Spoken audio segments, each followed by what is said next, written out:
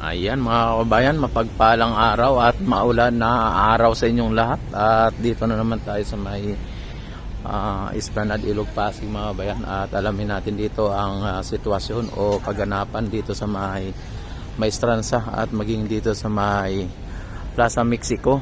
Ayan dito, ito ang ano ngayon mga kababayan, ang Maestranza. Talagang malinis at talagang maliwalas ang lugar na ito.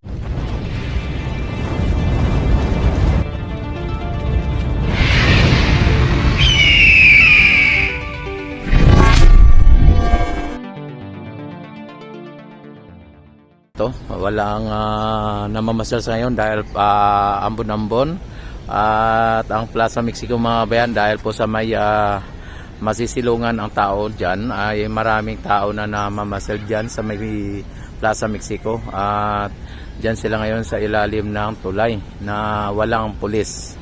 Ayan.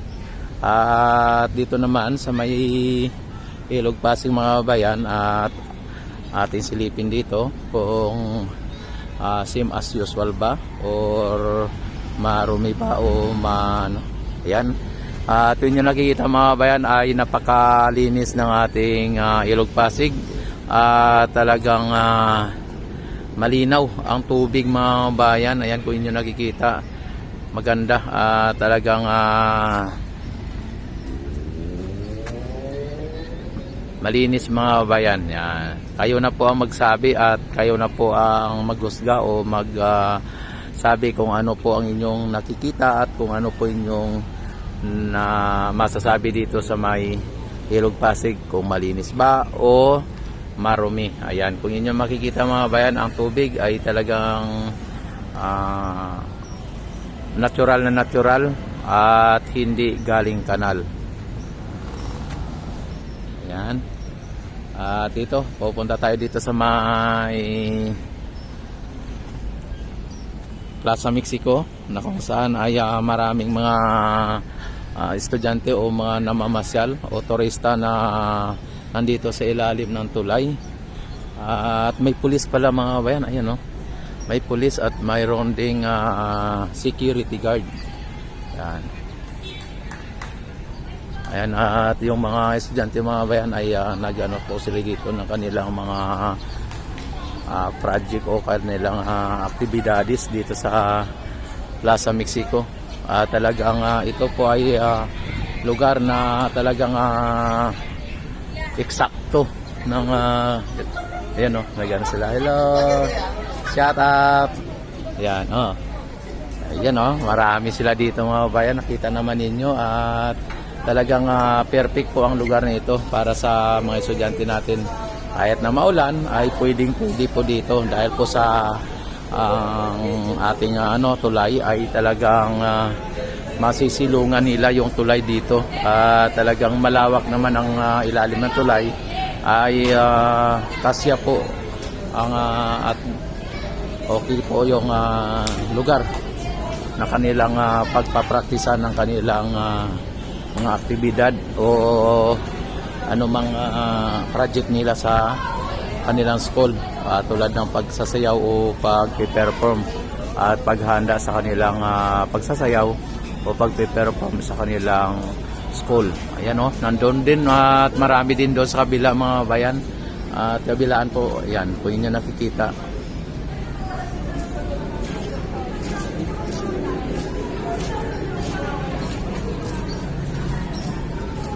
Yan, hindi naman sila nag-iwan ng mga basura dito kasi siguro pinagsasabihan din sila ng mga pulis natin at mga security dito na bawal magtapon ng basura o mag-iwan ng mga basura, at bawal dyan sa may mga damo o kaya sa may mga grass na yan o damo.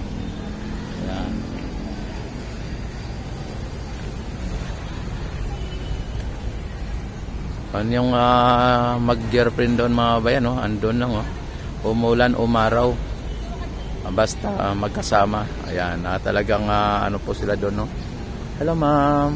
Ayan mga estudyante mga bayan kadalasan dito. pagka ganitong oras na tanghaling tapat o kaya bago mag-alauna, ang mga estudyante ay nandito at inyo makikita na talagang sila ay nagpa-practice, ano. At iikot ko kayo dito sa may P1C at kung ano ang mga kaganapan din dito. At dito tayo sa ilalim ng tulay. Sir, ay shoutout muna kay sir. Taga Angono Rizal. Oy, taga Angono Rizal. Grabe, ang layo naman pala ninyo. At sana nung mamayang gabi pa ang ano, para mas maganda at perfect ang pamamasyal. Abutin nyo ang mamayang gabi. Ayan. Sa ngayon naman ay talagang ano naman, nakita naman ninyo maraming mga estudyante.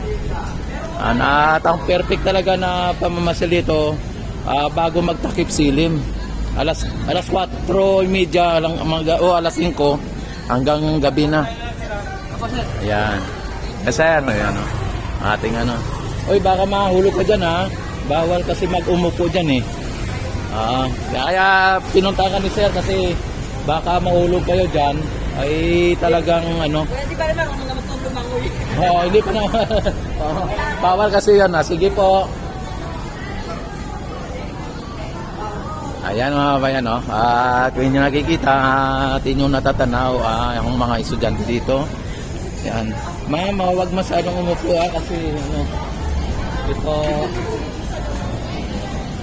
Ayan. Nakita naman ninyo mga bayan ang ano dito, ang kahalagahan ng tulay nito mga bayan ay mahalaga po sa mga estudyante natin dito. Unang-una ay hindi na po sila makaano ng transportation nila kasi pwede silang maglalakad dyan sa may tulay na yan at tatawid doon papunta ng Binondo papunta dito sa may Intramuros at lugar na ito na kung saan sila ay nagpa-practice. At pangalawa ay dagdagan po ng tulay na to ay kahit na umulan katulad nito ay paambon-ambon ay tuloy lang po ang kanilang practice dito dahil po sa malawak ang tulay na sa ilalim sila ng tulay. Kaya malaki ang pakinabang nitong tulay na ito. Talagang dadagsain talaga dito ng mga estudyante. Ang iba mga babayan nandun sa kabila, yung tulay nandun. Yan, kung inyo nakikita doon sa may kabila, yan yan, doon sa kabila ay nandun din po yung iba. Kaya ang iba na pumupunta na dito sa may Intramuros side ay dahil po sa marami na po na nandun. Kaya mano na po doon siya, kumbaga crowded na po doon. Kaya ang nangyari ay dito po sila pumunta sa kabila dito para sa ganon ay mas maluwag at mas maganda din ang perform nila dito, no, kasi malawak din ang space, ano. Yan. Actually mga bayan, ang mga estudyante na nandito ngayon ay doon po yung school nila sa kabila. Talagang pumupunta lang sila dito para sa ganon sa pagpa-practice lang. Kaya ayan mga bayan, at dito ay pupunta tayo dito sa may Esplanade Ilog Pasig dito sa may P1C at makita naman ninyo kahit na maambon-ambon ay talagang may mga namamasyal mga bayan. Talagang kahit ganitong oras na talagang hindi pa po bumubukas ang ilaw o mga mga lampos ay namamasyal pa po sila. Dami ng mga namamasyal dito. Ayan. At maganda naman ang lugar nito mga bayan kahit na ganitong oras ang punta mo. Ayan, malinis, masarap ang simoy ng hangin. Talagang pag naulan ay pwede kang dito mga bayan, pwede kang makasilong katulad nito, may masisilungan. Hello. Ayan ang mga isa. Ayan. May masisilungan ka dito. Ayan. May masisilungan ka at talagang hindi ka mag-aatubili na magtambay dito kasi ang lugar nito ay talagang pwede kang magsilong kung sakali mag-ulan. At kung mag-araw naman ay ganun din po, no? Yan. Sa ngayon, ganitong oras mga kababayan ay hindi pa actually bukas na bukas itong mga tindahan dito kasi nga ang bukas ng mga nagtitinda dito ay mga before 5 o'clock mga bayan, bago mag alas 5 ng hapon saka sila magbubukas dito. Yan. Ang ganda ng cobbles mga bayan, o ng sahig. Yan. O yan mga ano dito. Hey sir. Oh, may mga ano dito ko. May mga sounds din dito kaya lang. Oh. Oh, ay dito bukas na dito mga bayan ano. Hello, shout out.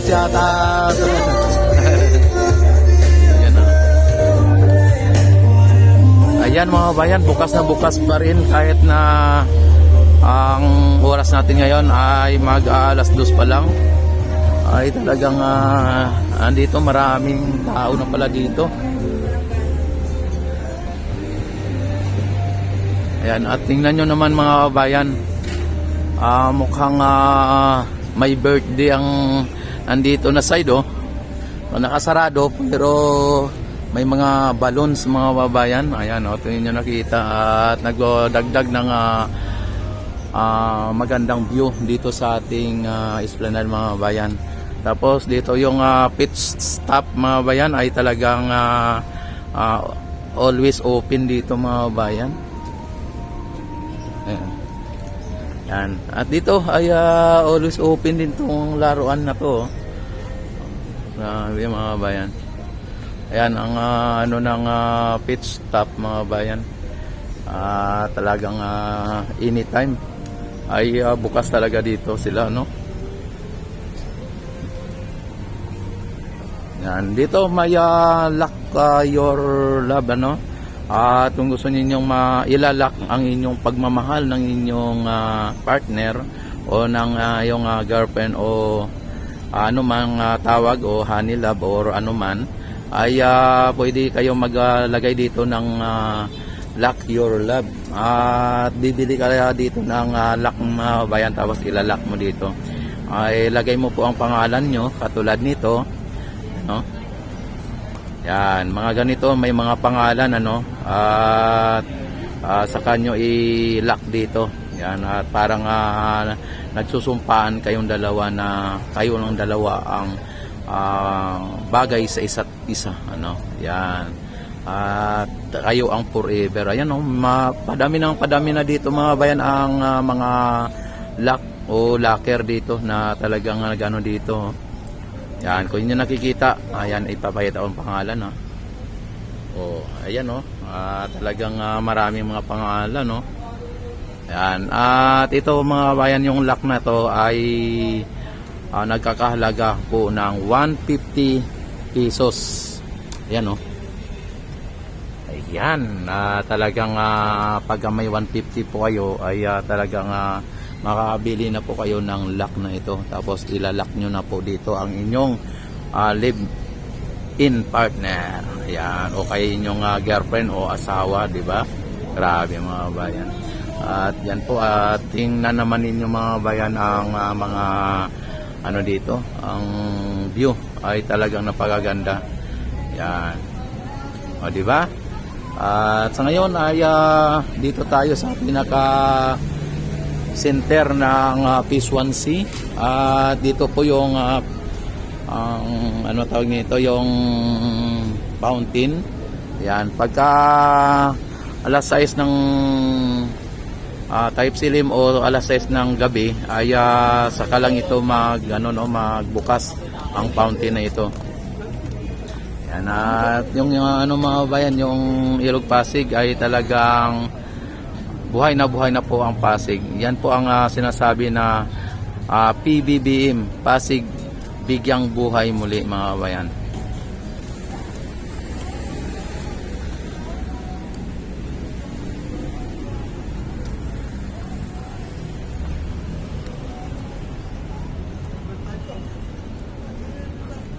Ayan, at ang ibang mga bayan nandito ay nagano na no, nag-uumpisa na sila sa pagbubukas ng kanilang mga pwesto dito sa may Esplanade para sa ganon ay pagdating ng alas 5 bago mag alas 5 ay prepared na po o handang-handa na po ang kanilang pwesto mga bayan. Hello! Wow! Tayo mga bayan, di ba? At yung inyo napapansin at inyo nakikita ay talagang ibang klase dito sa Ilog Pasig mga bayan. Ang pagbabago ng bagong Pilipinas ay talagang kaming ng mga babayan. Ito ay nag-uumpisa pa lang at hindi pa tayo nangalahati sa pagbabago. Yan mga kabayan, hindi lang po dito nagtatapos. Mayroon pa pong Phase 1A, may A and B pa doon sa maya ano na yan, kabila dito sa may ano ng Jones Bridge na yan. Diyan po ang Phase 1A and B mga kabayan. Sa ngayon dito lang tayo sa Phase 1C. Talagang nakita naman ninyo ang kagandahan ng ating Esplanade mga bayan, Ilog Pasig dito. At pupunta tayo dito sa may taas para sa ganon ay malaman natin kung ano po ang ganap din dito o ano ang sitwasyon dito sa may taas ng upper deck ng Phase 1C. Ano? Yan, may mga security naman tayo dito na nakikita doon sa taas. May mga ano.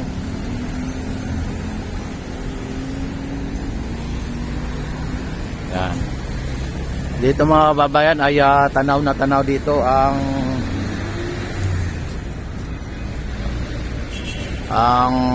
ano mga bayan yung Santa Cruz. Ayan o.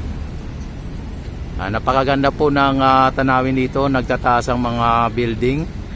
Talagang ayan o.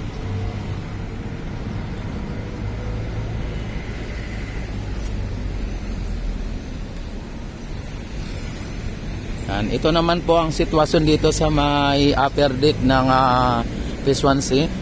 Talagang wala namang mga ano dito, wala namang mga basura at may mga security guard tayo dito. Kaya safe po ang ating Ilog Pasig Esplanade mga bayan. Yan, napakaganda. Parang ano lang po mga bayan, parang nasa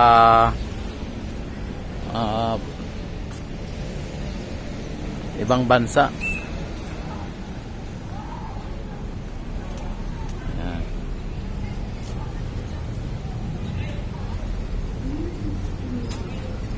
Yan, may mga namamasal dito mga bayan at dito sa may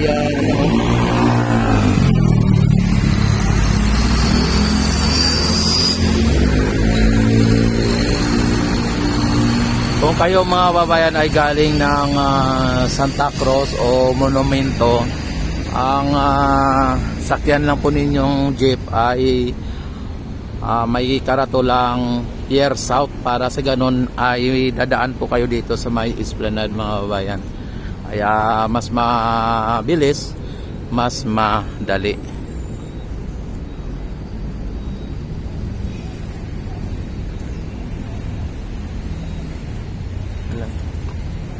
Shoutout ka muna, ma'am. Yan, ako yan na yan o. Ayan mga bayan, nakita naman ninyo mga bayan ang sitwasyon dito sa may taas sa upper deck ng Phase 1C. Talagang wala namang kalat dito mga bayan. Talagang ang mga basura o mga ano dito, basurahan ay marami ditong mga trash can mga bayan. Kaya walang basura dahil yung nakita dito.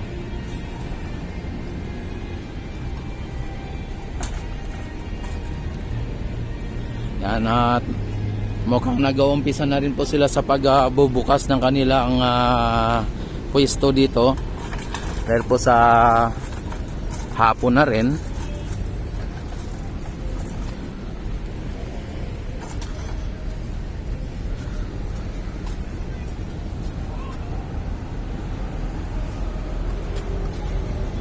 Yan no, may dumaan na barge mga ay ano pala to, tugboat. Ayan no.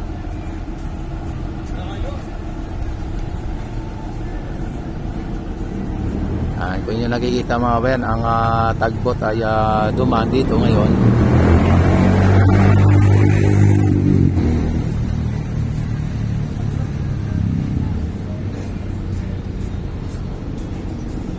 At may tugboat din dyan na nakaantabay oh.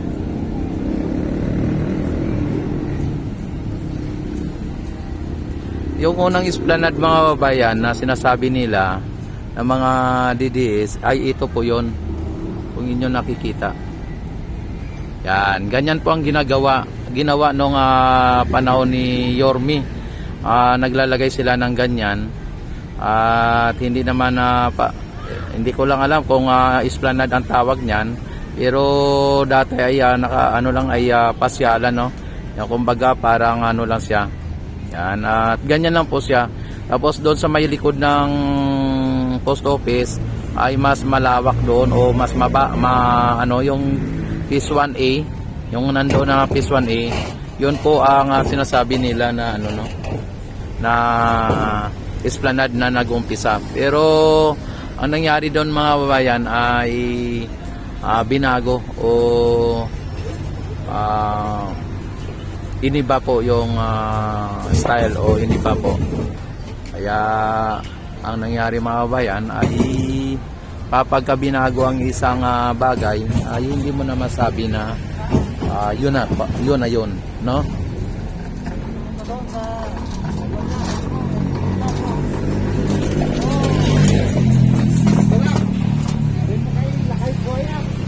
Ayan.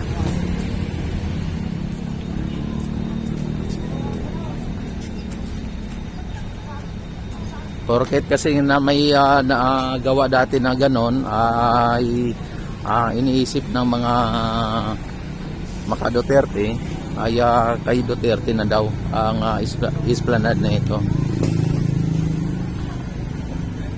Hindi po yun totoo. Ang project nito mga bayan ay talagang kay Ipilisa. O yung nagano, dito sila nagano, over the bakod sila oh.